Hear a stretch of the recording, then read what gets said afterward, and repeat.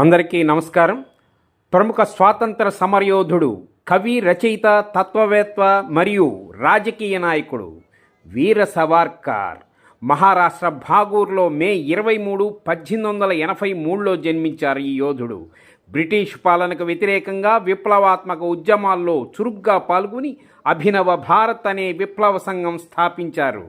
British ప్రభుత్వం ఆయన్ని arrest చేసి ఇదిగో మీరు చూస్తున్నటువంటి అండమాన్ నికోబార్లోని ఈ జైల్లోనే బంధించింది.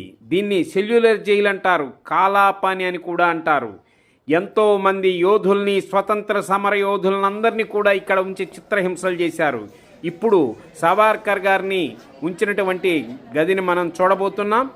ఆయన్ని 1911 నుంచి 1922 వరకు ఇప్పుడు మనం చూస్తున్నటువంటి ఈ గదిలోనే బంధించి హింసలు పెట్టారు.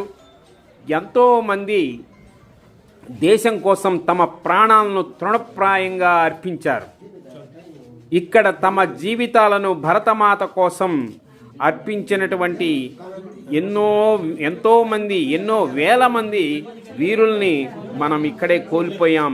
కొందరినైతే ఇక్కడే ఉరితీయబడ్డారు.